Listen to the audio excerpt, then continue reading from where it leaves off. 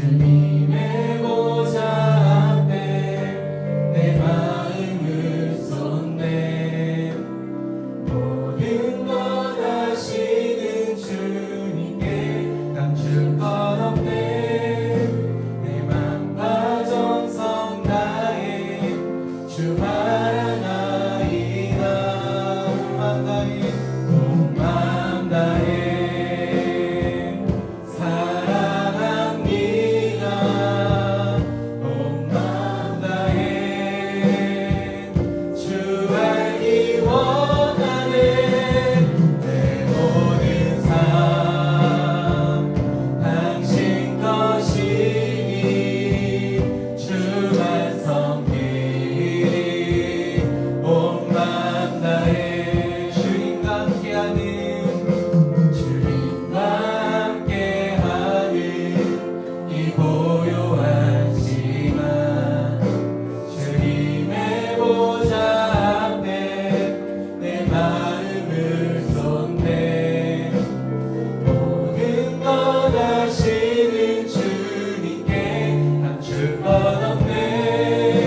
내 맘과 정성 다해 주 바라나이다.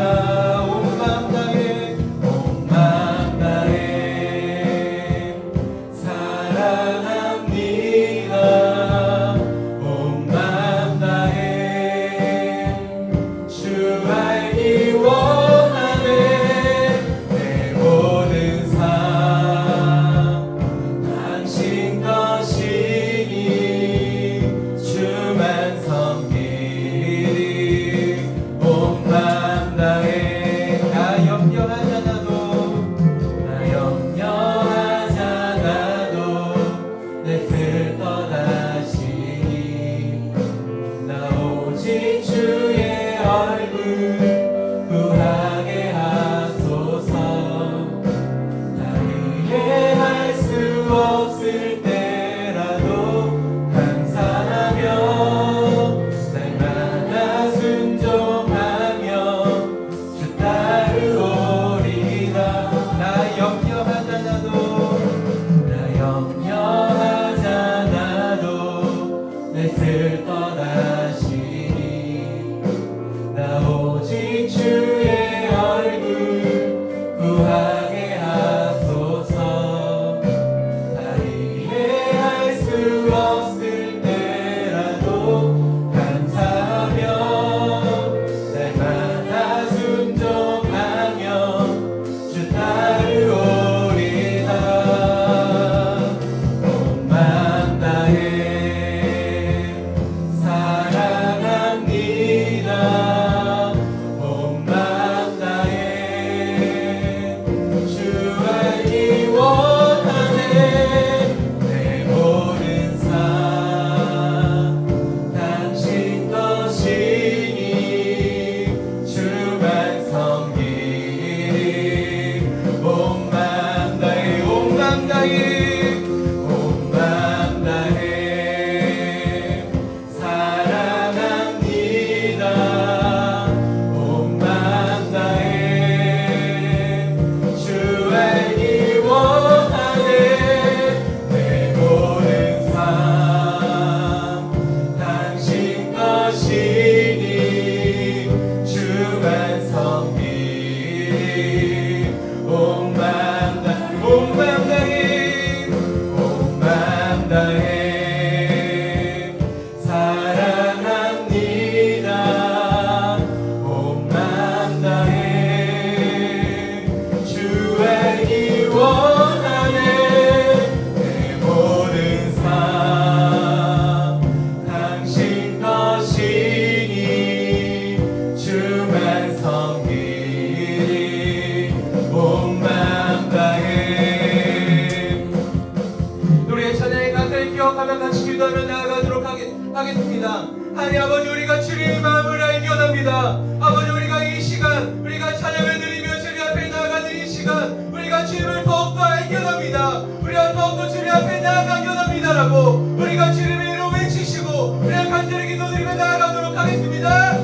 주여 주여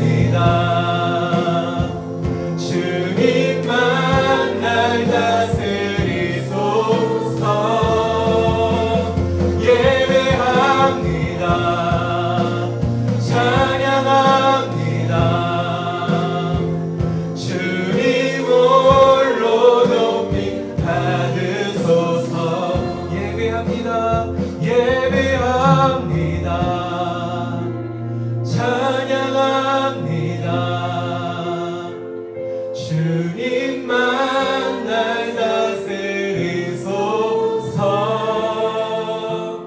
예배합니다.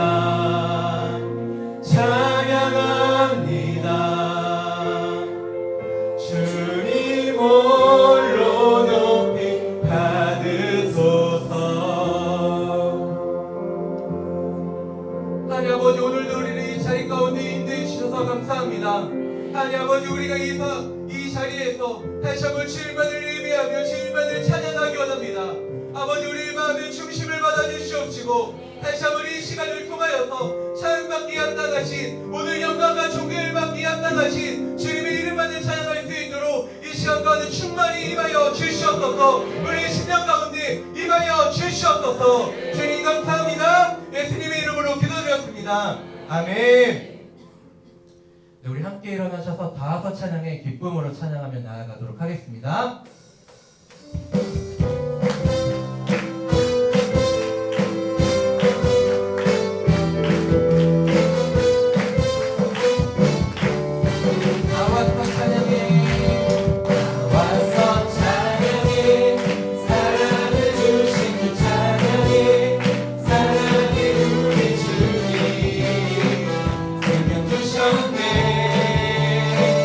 소리쳐 찬양해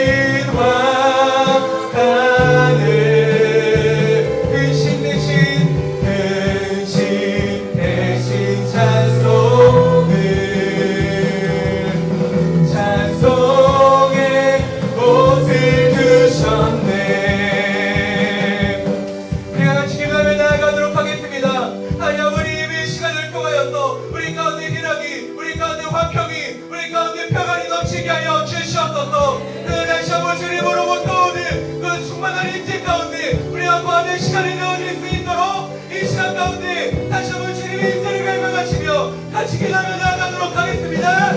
주여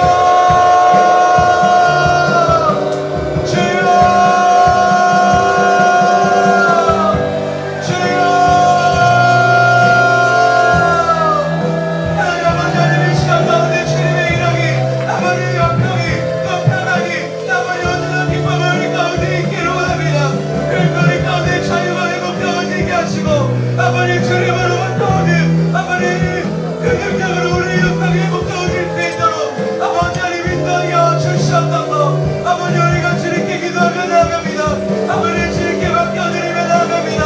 아버지 하나님 이 시간 가운데 함께하여 주시옵시고 아버님 우리의 찬양을 아버님 우리의 마음을 아버님 받아 주시옵소서. 아버님 우리가 주님을 찬양합니다. 아버님 우리가 주님을 높입니다.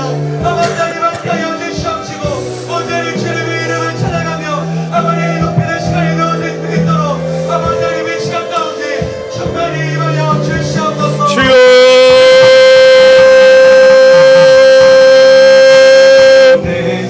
주여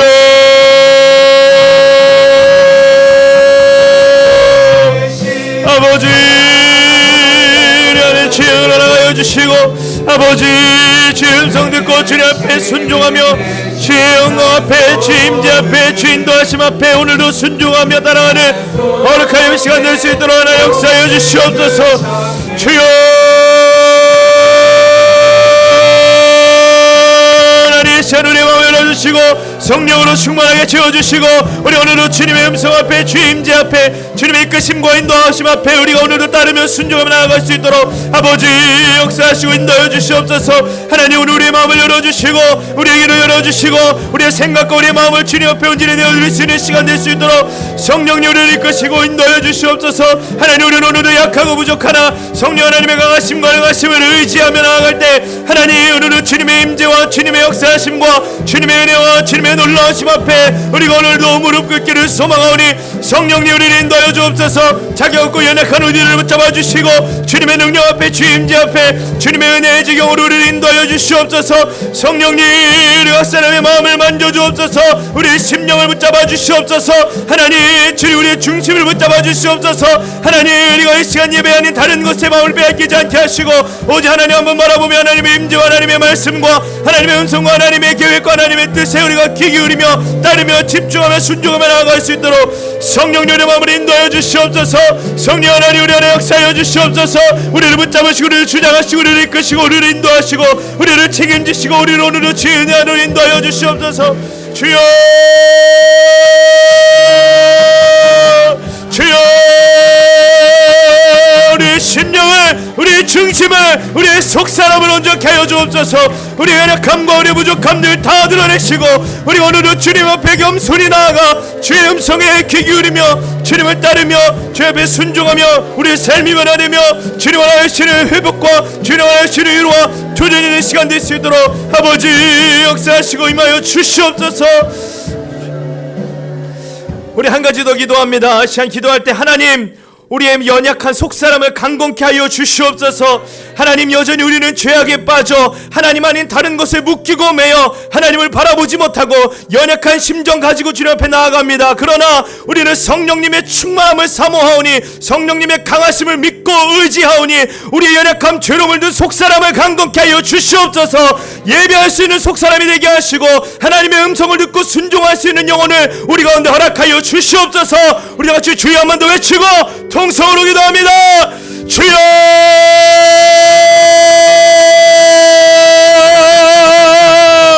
주여 주여 주여 주여 주여 주여 하나님 우리 속사람을 우리의 중심을 우리 영혼을 우리의 내면을 바라보시고 온전하게 하시고 주여 우리를 회복시켜 주옵소서. 하나님 아닌 다른 것에 묶이고 매여 하나님 아닌 다른 것에 중심을 빼앗겨 오늘 일하시고 역사하시고 우리 가운데 함께 하시는 하나님을 느끼지 못하고 주여 단절되어 주님과 교제함 없이 그저 그렇게 앉아있다가는 불쌍한 영혼 없게 하시고 주의 오늘도 주님의 능력으로 성령의 충만함으로 우리를 붙잡으시고 충만하게 채워주시고 이끄시고 인도하사 오늘도 하늘의 신령한 음성을 듣고 주님 앞에 순종하며 삶이 변화되며 하나님을 향한 우리의 삶으로 더욱더 한 걸음 나아갈 수 있도록 하나님을 예배 가운데 이끄시고 인도하여 주시옵소서. 아버지, 우리는 곤고하고 가난한 영혼이오니 주님의 말씀만 따르고 주님의 말씀에만 귀 기울이며 주님의 말씀에만 의탁하며 주의 말씀만 의지하고 의존하며 주님만 따르며 주님만 바라보며 주님만 붙잡고 주님께만 이끌려 살아가는 인생 될 수 있도록 성령 하나님 역사하소서. 성령 하나님 역사하소서. 오늘 우리를 붙잡아 주소서. 오늘 우리와 함께 하소서. 오늘 우리를 붙잡아 주소서. 우리의 속사람을 주여 강건하게 하소서. 이끄소서. 붙잡아 주소서. 채워 주소서. 주여 우리를 책임지시는 주님의 강한 손 우리가 붙잡고 의지하며 나아가기를 소망하오니 아버지 예배 가운데 임하시고 말씀하시고 채우시고 역사하여 주시옵소서. 하나님, 우리가 오늘도 주님 앞에 나와 예배하지만 우리가 이 자리 이 공간 안에는 앉아있지만 우리의 심령이 얼마나 강건한지 우리의 속사람이 얼마나 온전한지 돌아보면 부끄럽고 연약한 밖에 없음을 눈물로 고백합니다.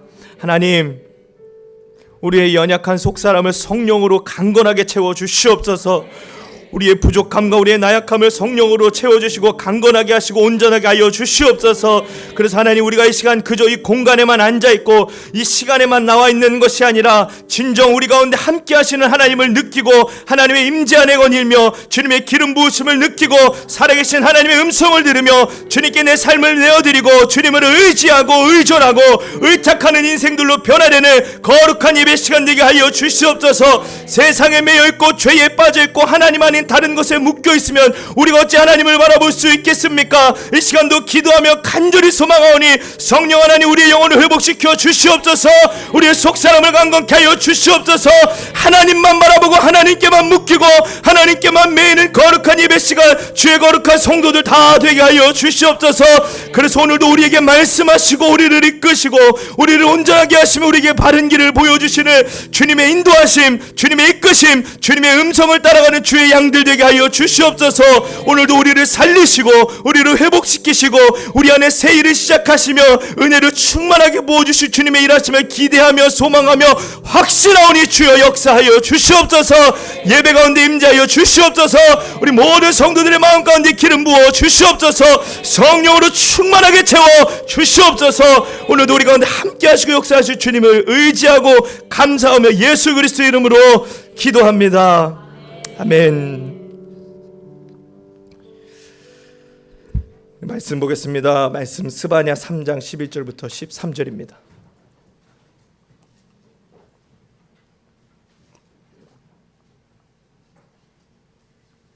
스바냐 3장 11절에서 13절입니다.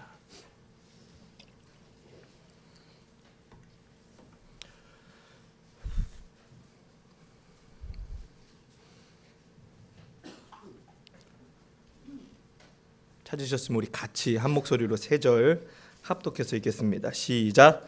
그날에 내가 내게 범죄한 모든 행위로 말미암아 내 가운데서 교만하여 자랑하는 자들을 제거하여 내가 나의 성산에서 다시는 교만하지 않게 할 것임이라. 내가 곤고하고 가난한 백성을 네 가운데에 남겨두리니 그들이 여호와의 이름을 의탁하여 보호를 받을지라. 이스라엘의 남은 자는 악을 행하지 아니하며 거짓을 말하지 아니하며 입에 거짓된 혀가 없으며 먹고 누울지라도 그들을 두렵게 할 자가 없으리라. 아멘. 할렐루야. 귀한 예배 나오신 여러분들 한 분 한 분 환영하고 축복합니다. 우리 오늘 스바냐서를 함께 살펴봅니다. 스바냐서에는 한 가지 두드러진 특징이 있습니다. 스바냐서가 가진 스바냐서만의 어떤 독특한 특징이 하나 있다는 이야기죠.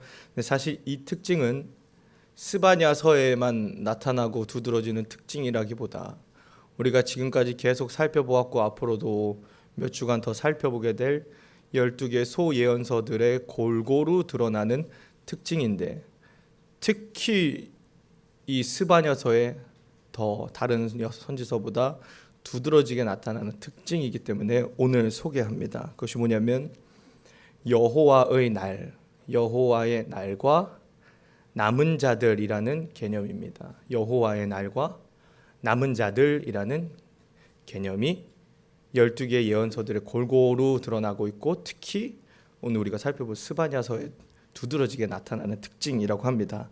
우리 1장 7절 말씀 한번 읽어보겠습니다. 1장 7절 우리 본문 스크린에 띄워드리니까요. 같이 보고 한번 읽겠습니다. 1장 7절입니다. 없으면 우리 성경 보시죠. 한두 장만 앞으로 넘기시면 됩니다. 시작. 주 여호와 앞에서 잠잠할지어다. 이는 여호와의 날이 가까웠으므로 여호와께서 희생을 준비하고 그가 청할 자들을 구별하셨음이니라. 아멘. 여호와의 날이라고 하면 듣기가 좋잖아요. 그렇죠? 여호와의 날 하면 뭔가 희망적이고 좋은 의미일 것처럼 해석되는 것이 여호와의 날입니다. 여호와의 날이 가까워 왔다 하면 뭔가 소망적이잖아요. 기대에 부풀어 오르게 되지요. 그런데 이 소예언서들에서 그리고 이사야서, 예레미야서, 대선지서에서도 드러나는 여호와의 날이 의미하는 바는 우리가 그냥 상식적으로 생각하는 그런 좋은 의미, 소망의 의미와는 좀 거리가 먼 오히려 반대의 의미를 가지고 있는 것이 여호와의 날입니다. 오늘 스바냐서 우리가 3장을 살펴보았지만 1장, 2장 그리고 3장 전반부에도 계속해서 스바냐서 안에 이스라엘이 얼마나 하나님 앞에 범죄하는지 이스라엘의 죄악상이 낱낱이 나타납니다. 그런데 스바냐서에만 나타나는 것이 아니라 우리가 이전까지 살펴보았었던 계속되는 소예언서들의 계속 반복되는 죄악의 패턴들이에요. 그래서 오늘 스바냐서에 이야기하는 죄에 대한 내용들은 다루지 않을 예정입니다. 근데 다 아시는 내용일 거예요. 선지서들이 무엇을 주로 질타하고 있는지 다 아실 겁니다. 우상을 숭배하고 종교 혼합주의, 하나님과 다른 신을 함께 겸하여 섬기죠. 그리고 사회 정의가 타락합니다. 가난한 사람들은 계속해서 배부르고 부유한 사람들은 계속해서 배부르고 가난한 사람들은 계속해서 굶주릴 수밖에 없는 사회 부조리, 부정의에 대한 계속된 질타가 이 예언서들에서 드러나고 있습니다. 스바냐서에서도 똑같이 그런 내용들을 다루고 있습니다. 이스라엘뿐만 아니라 이스라엘을 둘러싸고 있는 다른 열방, 다른 이웃 나라들에게까지도 그 심판의 내용들이 가리키고 있는 것이 예언서들에 나타나는 특징입니다. 그런데 그렇게 범죄하는 이스라엘, 범죄하는 열방들을 향해 하나님이 심판하실 것이라고, 그 이스라엘을 심판하는 날이라고 하는 것이 바로 여호와의 날이라는 거죠. 그래서 우리가 1장 7절 살펴봤지만 여호와의 날이 가까웠으므로 잔치를 준비해라, 기뻐해라, 찬양해라 하는 이야기가 아니라 희생을 준비하라고 이야기하는 겁니다. 여호와의 날에는 반드시 피를 볼 사람들이 있다는 거죠. 하나님의 심판이 곧 여호와의 날에 포함되는 내용이라는 것을 아실 수 있습니다. 근데 중요한 것은 그 여호와의 날만큼 중요한 또 하나의 예언서에 두드러지는, 또 스바냐서에 두드러지는 특징이 뭐냐면 남은 자들이 있다는 거예요. 남은 자들. 하나님이 여호와의 날을 통해 이스라엘과 열방들을 심판하시지만 반드시 그 심판 중에는 하나님이 그분의 구원 사역을 계속해서 이어나가실 수 있을 만한 남은 자들을 두신다는 거예요. 우리가 성경을 통해서도 꼭 선지서가 아니라 구약 성경, 신약 성경들, 이 성경의 내용들을 통해서도 우리가 남은 자들에 대해서 잘 익숙하게 알고는 계시겠지만 남은 자라는 개념에 입각해서 보지 않으셔서 모르실 수 있어요. 어떤 내용들이 있습니까? 대홍수가 일어나죠. 근데 이 대홍수로 심판하시는 가운데서도 하나님이 남은 자를 세워두신 것이 바로 노아입니다. 대홍수를 통해 모든 인류를 멸망시키지만 하나님은 노아와 그의 가족들을 남겨두시고 하나님의 구원의 경륜을 계속해서 이어가시는 거예요. 또 바로가 남자 아이들을 대학살하는 그 피 비린내 나는 현장 가운데 살아남은 모세가 있었고 그 모세를 통해 출애굽이라는 하나님의 구원의 역사가 계속해서 이어진다는 사실도 아마 잘 아실 겁니다. 출애굽한 후에도 출애굽 1세대들은 다 광야에서 죽지만 그 1세대들 중에 남은 자 여호수아와 갈렙이 있었다는 사실도 아마 잘 아실 겁니다. 왕정 시대에 아합의 폭정에 바알에게 많은 이스라엘 백성들이 무릎 꿇지만 하나님께서 남겨둔 7,000명의 용사들이 성도들이 있다고 이야기하신 장면들도 아마 익숙하게 잘 아실 겁니다. 이게 남은 자라는 개념, 신학적인 개념입니다. 오늘 여기 이스바냐서에서도 여호와의 날과 남은 자들에 대한 이야기들을 하고 있습니다. 저는 이 남은 자들을요, 오늘 말씀의 제목 보셨을지는 모르겠지만 그루터기라고 부르고 싶습니다. 그루터기 잘 아실지 모르겠어요. 학생들은 모를 수도 있는데, 나무가 있죠. 나무를 자릅니다. 밑둥까지 잘라요. 그런데 뿌리를 뽑지 않고 나무에 남아있는 그 밑둥을 그루터기라고 부릅니다. 그러면 그 그루터기에는 반드시 다시 새싹이 돋아나요. 시간이 흐르면 다시 장성한 나무가 됩니다. 그게 그루터기예요. 여기 성경의 남은 자들을 이사야서에서는 그루터기라고도 부릅니다. 거룩한 씨라고도 불러요. 오늘 이스바냐서를 통해 우리는 바로 이 그루터기에 대한 이야기를 하려고 합니다. 그루터기, 남은 자들에 대한 이야기들을 오늘 하려고 해요. 목회자로서 여러 가지를 경험해야 하는 것이 있는데, 반대로 목회자로서 경험하지 말아야 할 것 또한 있습니다. 특별히 목회자로서 경험하지 말아야 할 한 가지 치욕적인 경험이 있다면 그것은 하나님 없음, 하나님과의 단절. 목회자로서 하나님과의 단절을 경험한다는 것만큼 고통스럽고 괴로운 일이 아마 없을 겁니다. 시편 104편 29절 혹시 준비되어 있나요? 시편 103편 29절을 제가 함께 읽어보겠습니다. 시작. 주께서 낯을 숨기신즉 그들이 떨고 주께서 그들의 호흡을 거두신즉 그들은 죽어 먼지로 돌아가나이다. 저는 이 시편 104편의 고백을 그저 글로만 읽었던 시간들이 있습니다. 신학교 시절에 이 본문을 통해 배웠던 한 가지 개념이 있어요. 그것이 아까 말씀드렸던 하나님의 침묵, 하나님과의 단절이라는 개념입니다. 어떤 신학자가 이야기했어요. 신학교니까 신학자들에 대한 이야기를 하면서 신학자가 겪어야 할 가장 그 시험과 고난은 하나님 없음, 하나님과의 단절이다 하면서 이 본문을 보여주었던 그 교수님의 강의가 생각납니다. 근데 그때 그 하나님과의 단절, 하나님 없음, 하나님이 얼굴을 숨기시는 이런 일들은 저에게 거리가 먼 이야기였고 전혀 상관이 없는 이야기였습니다. 그런데 어느 순간부터 이 이야기가 그저 글자가 아니라 저에게 실제로 체험이 되기 시작했다는 슬픈 이야기가 있습니다. 경험하지 말아야 할 일이죠. 그런데 어느 순간부터 하나님 없음, 하나님과의 단절이 저에게 체험이 되기 시작했다는 게 참 개인적으로 슬픈 시간들입니다. 하나님의 음성이 들리지 않아요. 하나님과 교제가 전혀 이루어지지 않습니다. 하나님의 어떠한 임재도 없고 하나님의 어떠한 기름 부으심도 없어요. 하나님을 만나야 하는데 하나님이 저를 만나주지 않으십니다. 아무리 기도하려 해도, 아무리 말씀을 들여다보아도, 아무리 신앙의 열심을 가지려 해도 하나님이 느껴지지 않아요. 하나님의 음성이 들리지 않습니다. 이것이 얼마나 고통스러운 일인지 겪어보지 않으신 분들은 모르실 거고 겪어서도 안 될 일이겠죠. 더 큰 문제는 내가 하나님을 전혀 생판 모르는 사람이면 상관이 없는데 나는 하나님을 아는 사람이라는 게 문제였어요. 나는 하나님이 구원자이시라는 사실도 알고 하나님이 창조주라는 사실도 알고 하나님만이 소망이시라는 사실도 공부를 통해서든 신앙적 체험을 통해서든 이미 알고 있었던 저에게 하나님과의 단절, 하나님의 침묵이 얼마나 크게 느껴졌는지 여기서 말로 다 설명하기가 힘듭니다. 제가 수학여행을 갔던 적이 있어요. 고등학교 때 제주도를 갔는데 갈 때는 배를 타고 갔습니다. 지금은 그 배 잘 안 타겠지만 배를 타고 갔는데 밤에 제가 갑판에 한번 나가본 적이 있어요. 한밤에 바다 한가운데에 서 보니까요, 저는 처음으로 칠흑 같은 어둠이라는 것을 눈으로 봤습니다.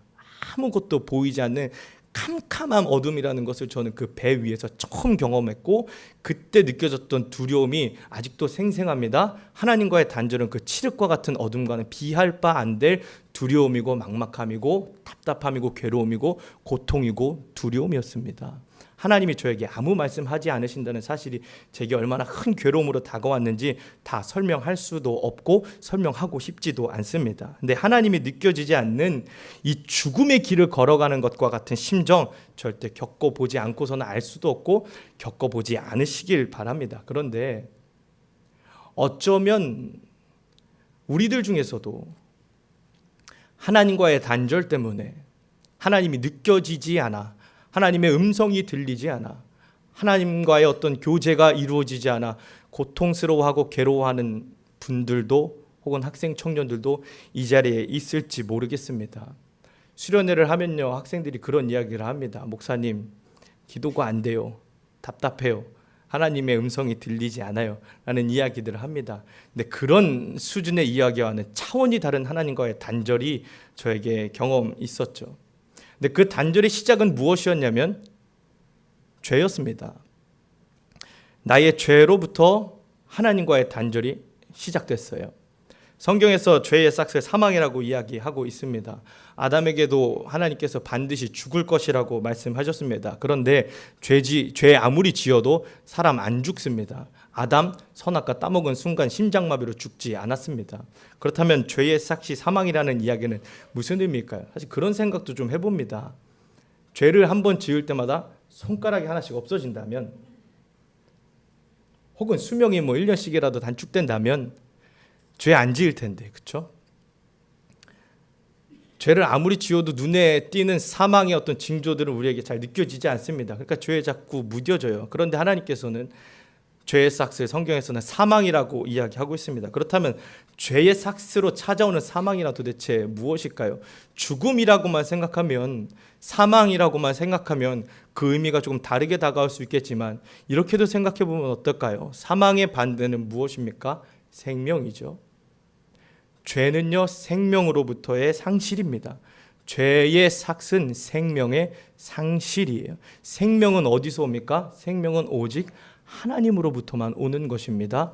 죄를 지으면 결국에 하나님으로부터 단절되고 하나님으로부터 나오는 영원한 생명에서부터 멀어져 생명을 잃어버리는 것이 죄의 결과이고 죄의 삭시고 성경에서 이야기하는 사망이죠.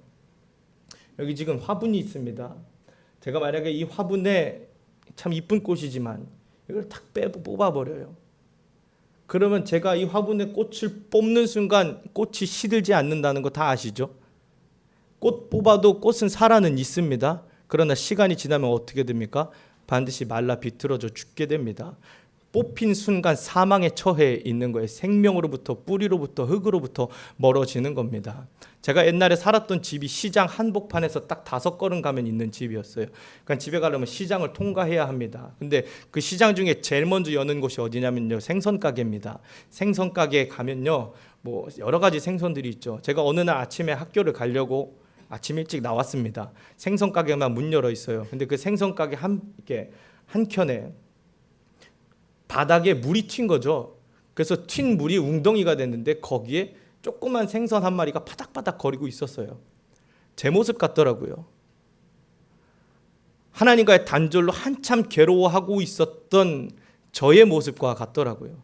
물 밖에 나와서 지금 당장 살아있는 것처럼은 보이지만 결국엔 죽게 될, 결국에는 생명을 잃게 될, 결국에는 사망에 이르게 됐죠. 물고기가 마치 내 모습과 같이 느껴졌던 그런 경험들이 있습니다. 결국에 우리가 하나님과 단절되면요, 우리가 하나님과 죄로 말미암아 멀어지면요, 우리는요 조금씩 생명을 잃어가고 결국에 마침내 회복될 수 없는 하나님과의 완전한 단절이 우리에게 찾아온다는 겁니다.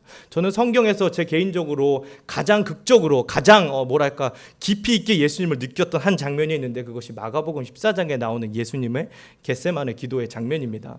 예수님이 겟세마네 기도의 장면에서 내가 심히 두렵고 떨린다고 말씀하셨어요. 이것을 헬라어로 보면 엑담베스다이라는 표현입니다. 엑담베스다이는 무슨 뜻이냐면요, 사시나무 떨듯이 사람이 떤다는 거예요. 큰 두려움에 사로잡혀 떤다는 겁니다. 제가 군대에 있을 때 밤에 쓰레기를 버리러 갑니다. 근데 쓰레기 소각장은 보통 막사와 멀리 떨어져 있어요. 거기 가면요, 북한산 자락이 저희 부대에 있었는데요, 아무래도 산자락이다 보니까 야생동물들이 있습니다. 한참 막사와 떨어져 있는 인기척이 별로 없는 그 쓰레기 수거장에 무엇이 있었냐면요, 멧돼지가 있었어요. 멧돼지가 티코만하다는 얘기 혹시 들어보셨는지 모르겠지만 저는 그것을 실제로 경험하고 눈으로 목격했습니다. 멧돼지가 티코만합니다. 근데 저는 그 티코만한 멧돼지 보기도 전에 이미 사시나무 떨듯이 두려워했는데 멧돼지의 눈빛이 반짝반짝 거리는 걸 본 순간 다리에 힘이 풀리고 쓰레기를 놓쳐버리고 사시나무 떨듯이 벌벌벌 떨었던 경험이 있습니다. 그게 액담베스다이랑 좀 비슷할지 모르겠어요. 물론 비교도 안 되겠죠. 우리 학생들 핸드폰 쓰다가 핸드폰 딱 떨어뜨리죠?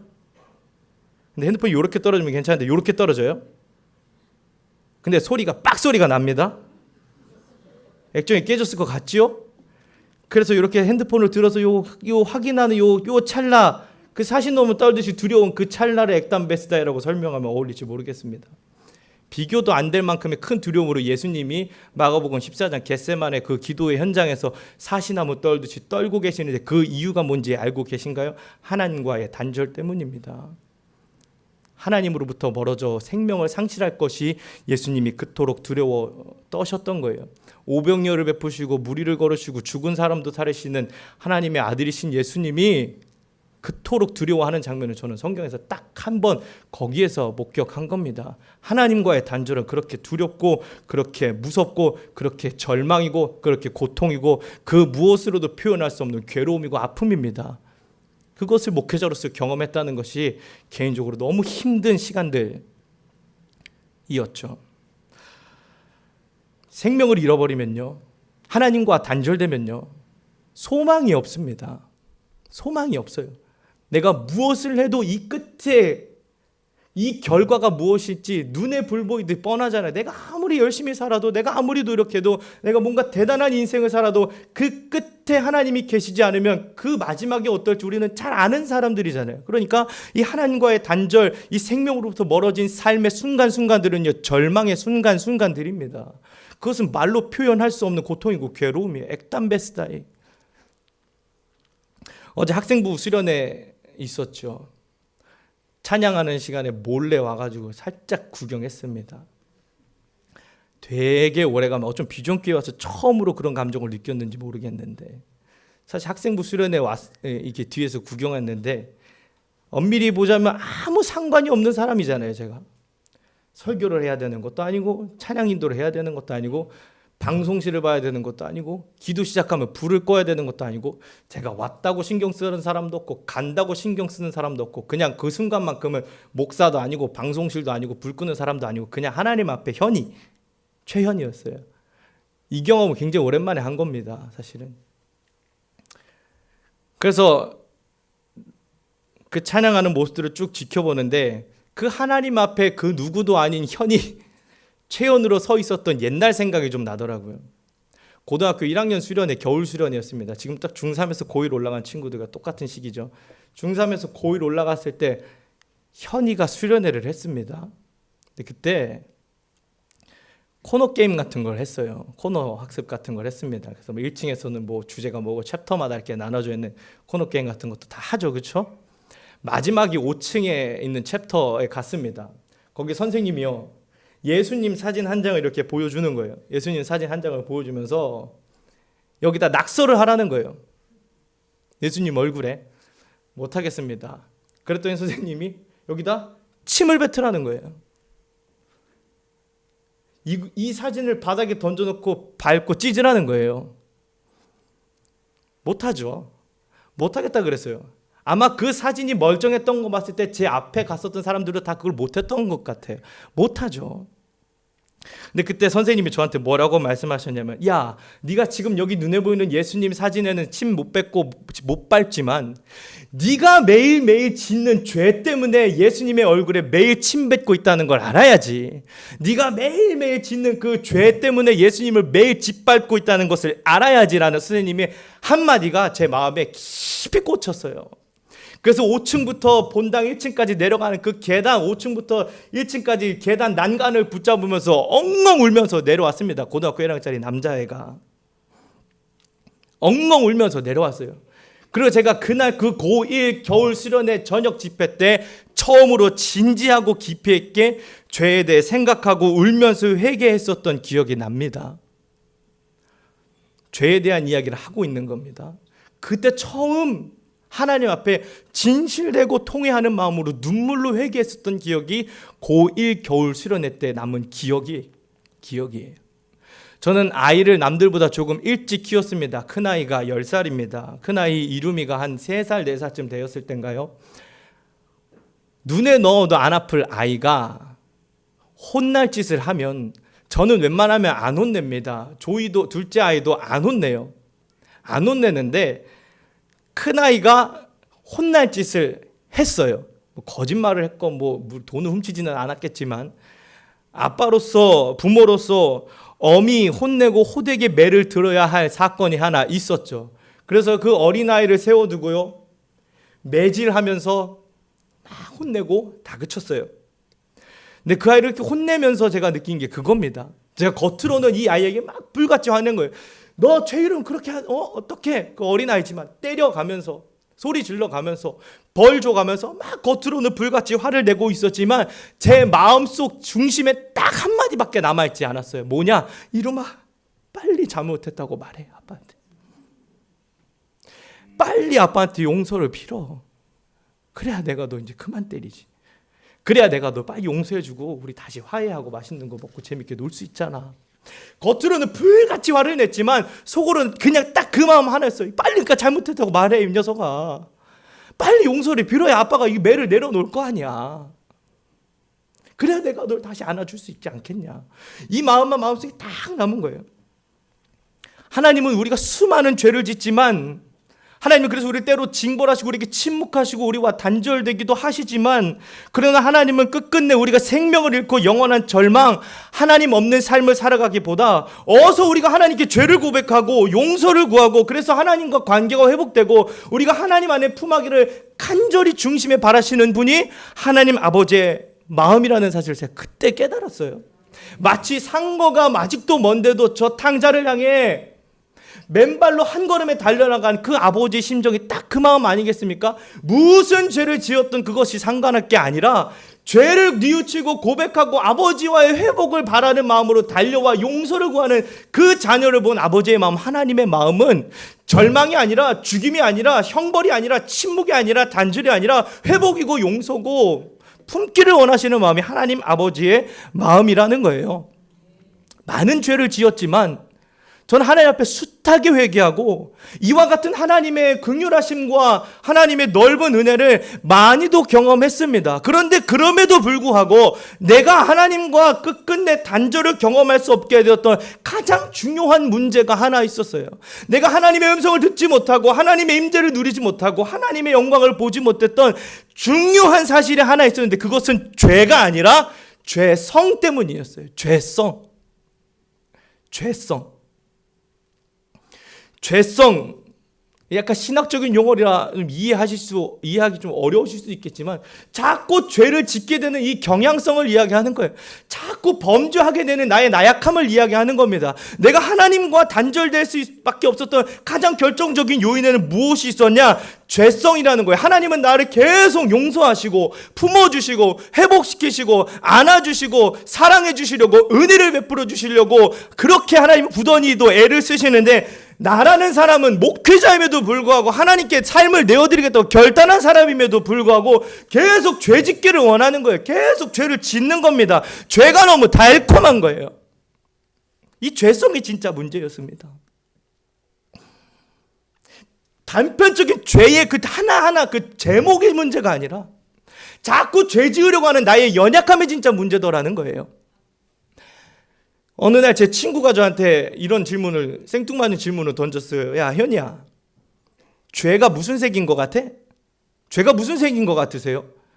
검정색, 뭐 회색, 똥색, 이런 생각 하시겠죠. 저도 그렇게 대답했죠. 죄 까만색이 아닐까? 그 친구가 그렇게 대답하더라고요. 죄는 핑크색이야. 그것도 아주 매력적인 핫핑크색이야.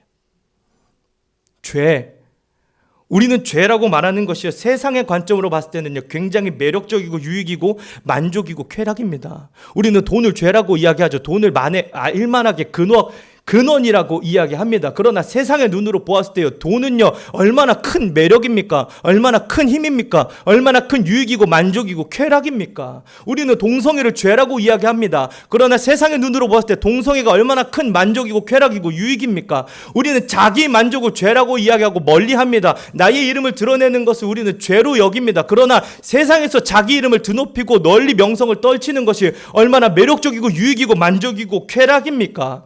그러니까 죄성은요 달콤해요. 절대 쓰지 않습니다. 죄 지으면 손가락이 잘라지는 게 아니라 오히려 살찌고 보기가 좋아지는 게 죄의 속성이라는 거예요. 핑크색, 핫핑크색. 그러니까 그것을 알고 있음에도 불구하고 죄를 멀리 해야 되는 건 알고 있음에도 불구하고 하나님의 은혜를 계속해서 반복적으로 경험함에도 불구하고 자꾸 그 매력적인 핑크색 죄에 내 삶이 내 마음의 중심이 빼앗기고 있는 스스로를 발견한 순간부터 하나님과 단절이 시작되는 겁니다.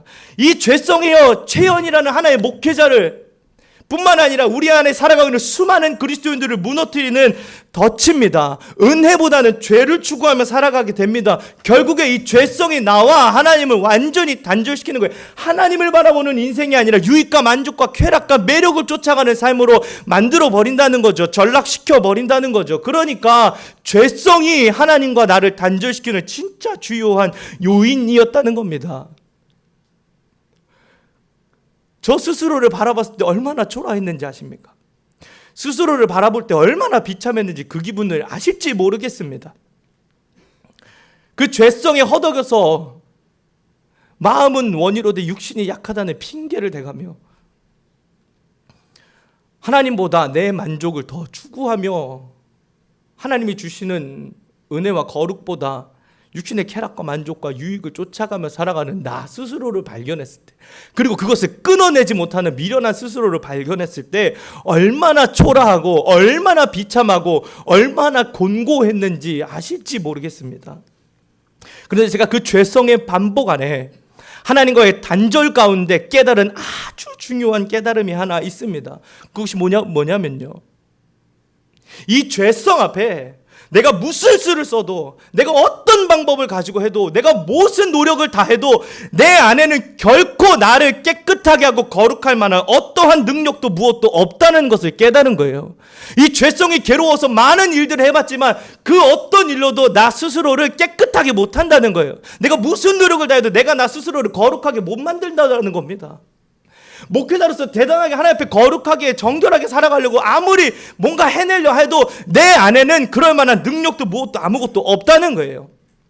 신학교 다닐 때 인간에 대해서 배우고 죄와 구원, 이것이 다 연결된 내용으로 하나로 배울 때, 또 제가 구원과 관련된 많은 책들을 읽을 때 공통적으로 깔고 가는 한 가지 전제가 있습니다. 그것이 뭐냐면 인간은 인간 스스로를 절대 결코 구원할 수 없다는 것이에요.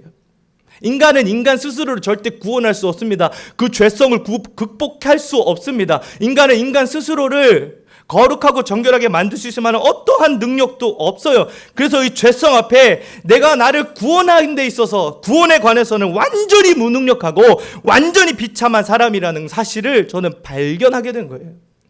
죄성으로 가득 차 있지만 나는 어떤 노력으로도 나 스스로를 구원할 만한 능력이 하나도 없는 무능력하고 비참하고 곤고한 사람이라는 것을 그 죄성의 한복판에서 깨달았다는 것이 제게 하나의 은혜가 아닐지 모르겠습니다. 사도 바울이 로마서 7장 4절에 비슷한 고백을 합니다. 오라, 나는 곤고한 사람이로다. 이 사망의 몸에서 누가 나를 건져내랴. 마음으로는 하나님의 법을 섬기려 하지만 육신으로는 죄의 법을 섬기는 사도 바울 스스로를 발견하면서, 그 죄성에 가득한 사도 바울이 스스로의 모습을 발견하면서 내가 얼마나 곤고한 사람인지, 내가 얼마나 비참한 사람인지, 내 안에 얼마나 무능력밖에 없는지, 내 안에 얼마나 소망이 없는지를 발견하고 오호라 하면서 탄식하는 장면을 우리가 로마서 7장 4절에 발견하지 않습니까? 누가 나를 이 죽음의 몸에서, 누가 나를 이 단절에서, 누가 나를 이 생명과의 멀어짐에서 나를 건져낼 수 있겠느냐 물어보는 건 아무도 그걸 할 수 있는 사람이 없다는 반문 아니겠습니까? 이 비참함, 이 무능력을 발견한 사람이 마음에 곤고함과 가난함이 생기게 되는 겁니다. 우리 본문 말씀 읽어보겠습니다. 12절입니다. 12절 함께 읽겠습니다. 시작. 내가 곤고하고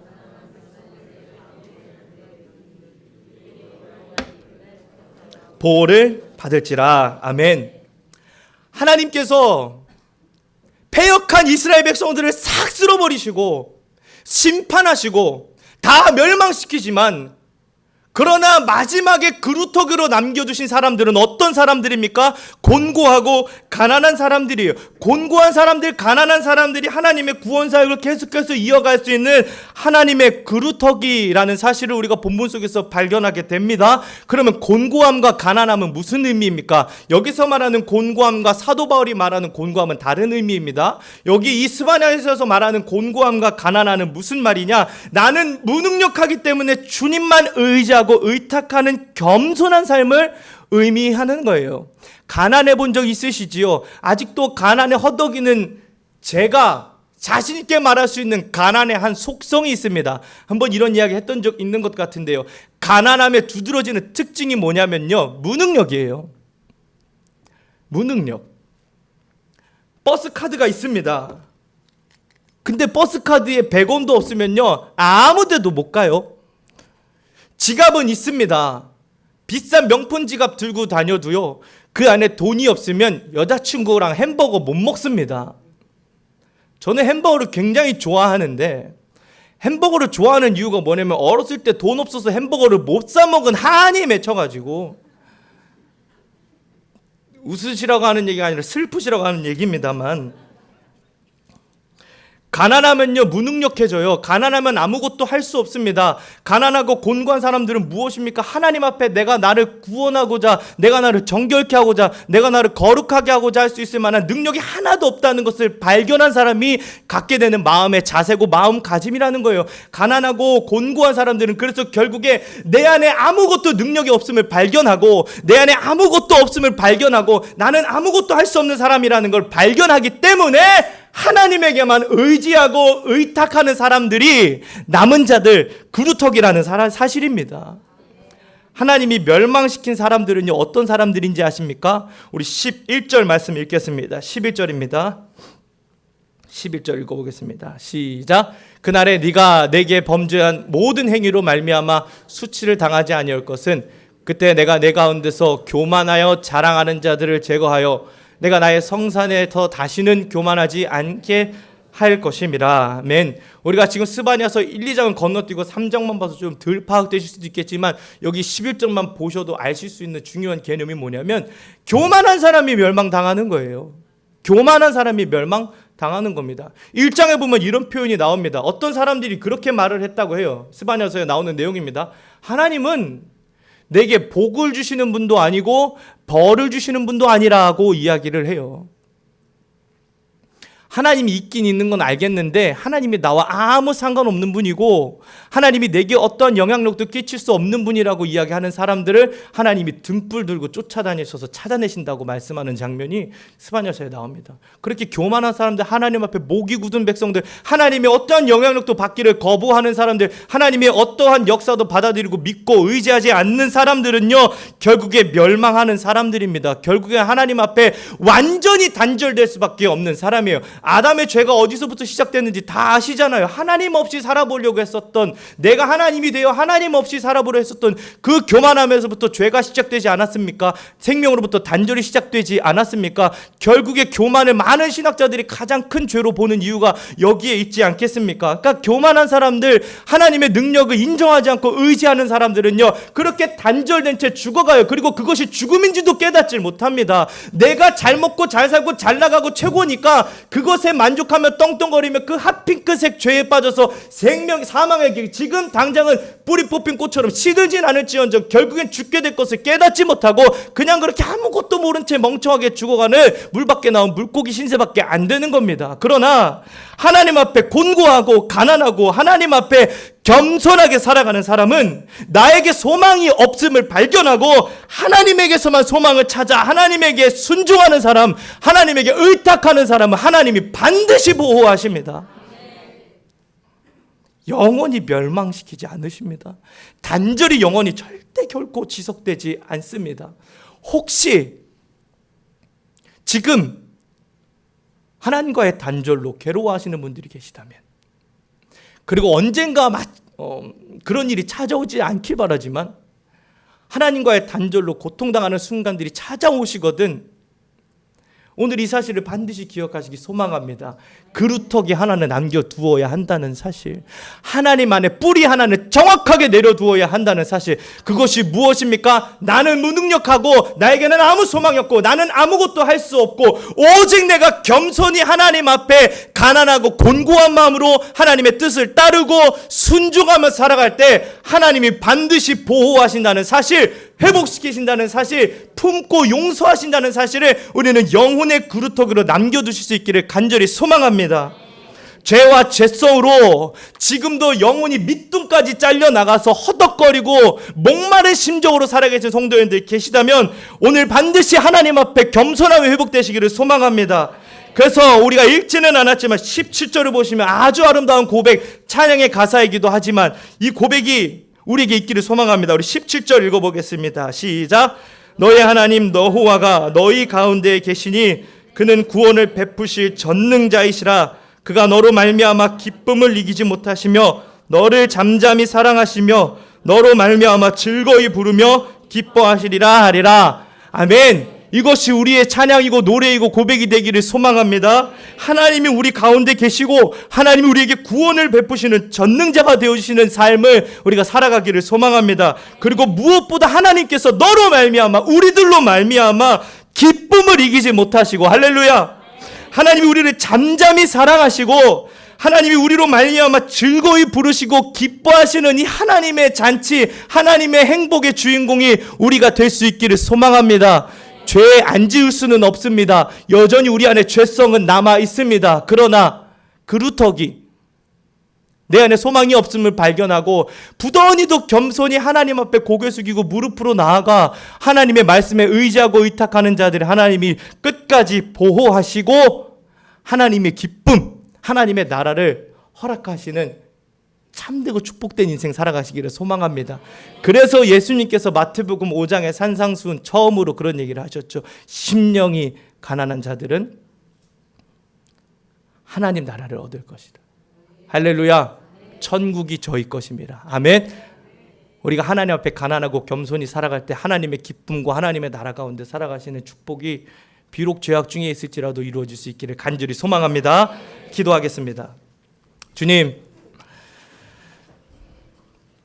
우리 안에 그루터기 하나만큼은 잃어버리지 않기를 소망합니다. 우리는 자꾸 넘어지고 부족하고 연약하지만 여전히 죄성에 허덕여 하나님과 멀어져 슬퍼하고 눈물 짓지만 그럴수록 우리가 우리 안에 소망이 없음을 깨닫게 하시고 내 안에 어떠한 구원의 능력도 없음을 발견하게 하시고 죄악 중에라도 하나님을 바라보며 의지하며 곤고하고 가난한 마음, 비참한 마음으로 하나님을 붙들고 살아가는, 의지하고 의탁하며 살아가는 하나님께 보호받는 인생 되게 하여 주시옵소서. 하나님, 우리는 계속해서 죄성에 빠져서 세상의 유익과 만족과 쾌락에 빠져서 나의 이름에 매여서 나의 명예에 매여서 죄악에 허덕이며 살아가고 있지만 내 안에 아무 소망도 내 안에 어떠한 능력도 없음을 빨리 깨닫게 하시고 빨리 하나님 앞에 돌아와 무릎 꿇고 회개하며 하나님만 의지하고 겸손히 주님의 말씀만 의탁하는 축복된 인생 살게 하여 주시옵소서. 그리하여 하나님께서 나로 말미암아 기뻐하시며 잠잠히 사랑하시며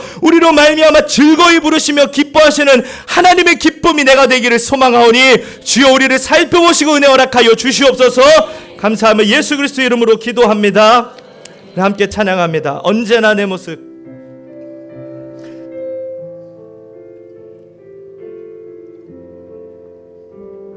우리 죄악된 모습을 돌아보시며 함께 고백합니다. 언제나 내 모습. 언제나 내 모습 너무나 부끄러워 무릎으로 주님께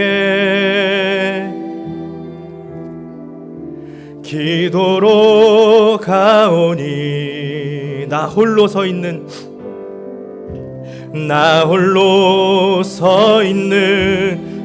죽은 내 영 깨우사 죽은 내 영 깨우사 주님만 나를 세워 주님만 나를 세워 내어 살게 하소서. 주님 내 안에, 주님 내 안에, 주님 내 안에, 내 안에 계시고, 주님 내 안에, 주님 내 안에 나를 세워. 우리 조금만 더 빠르게 한 번 더 찬양합니다. 언제나 내 모습, 언제나 내 모습 너무나 부끄러워, 너무나 부끄러워.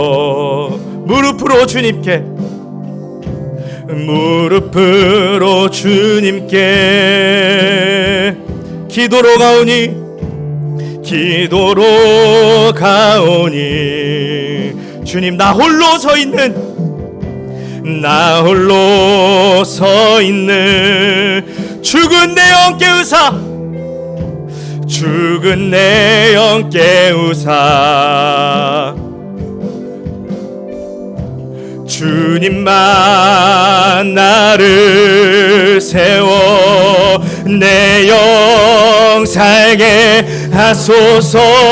아멘. 주님 내 안에, 주님 내 안에, 주님 내 안에, 내 안에 계시고, 내 안에 계시고, 주님 내 안에, 내 안에, 주님 내 안에 나를 세워주소서.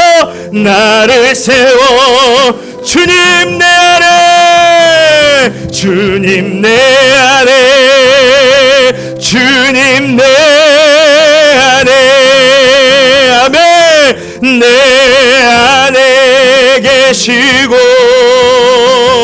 주님 내 안에, 주님 내 안에 나를 세워. 우리 사람께 기도하며 나아갈 때, 하나님 내 안에 아무 소망이 없으니 주님 내 안에 함께하여 주시고, 나를 보호하시고 죄에서 구원하시고 하나님만 의지하며 살아갈 수 있는 인생 되게 하여 주시옵소서. 우리 같이 주여 한번 외치고 기도합니다. 주여,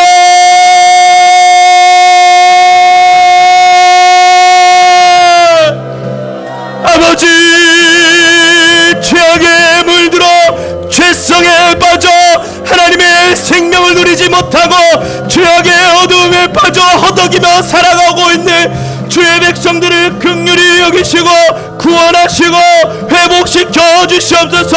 주여, 우리에게는 주님밖에 소망이 없습니다. 내 이름에는, 내 능력에는, 내 방법에는, 나의 삶과 나의 한계에는 어떠한 소망도 어떠한 능력도 없음을 고백하며 주님 앞에 나아가오니, 살아계신 하나님 우리를 회복시키시고 아버지, 오직 주님만 의지하며 살아가는 인생 되게 하여 주옵소서. 아버지, 주여 하나님,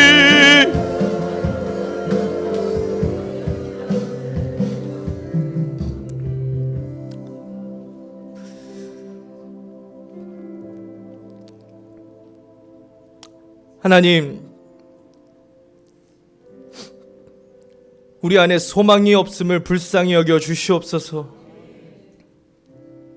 주님의 은혜를 날마다 경험하지만 날마다 우리를 품에 안으시는, 우리가 돌아오기만을 기다리시는 하나님의 사랑을 날마다 알고 깨닫지만 연약한 우리의 죄성 때문에 날로 무너지고 죄악에 빠져 하나님을 실망시키고 하나님의 생명과 멀어져 하나님과 단절 때문에 고통스러워하고 괴로워하고 있는 주의 백성들이 있다면 하나님 불쌍히 여겨주시고 회복시켜 주시옵소서.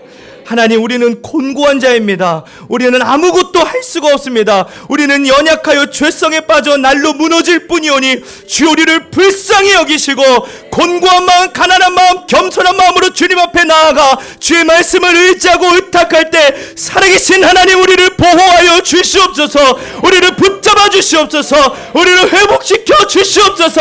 우리가 하나님의 기쁨 되기를 소망합니다. 하나님 나라의 그루터기가 되기를 소망합니다. 주님께서 나를 보고 기뻐하시며 나를 잠잠히 사랑하시며 나로 인해 즐거워하시는 하나님 나라의 하나님의 기쁨의 주인공이 내가 되기를 소망하오니 주 우리에게 은혜 허락하여 주시옵소서. 우리 영혼에 충만한 은혜 허락하여 주시옵소서. 주님만 의지하며 따르며 의탁하며 살아갈 수 있는 믿음을 허락하여 주시옵소서. 자꾸 주님을 실망시키고 무너져 고통과 절망 가운데 빠져있는 우리를 불쌍히 여기시고 나의 자아와 나의 죄성은 죽고 오직 예수님으로만 살기로 다짐하는 우리 한 사람 한 사람을 구원하시고 회복시켜 주시옵소서.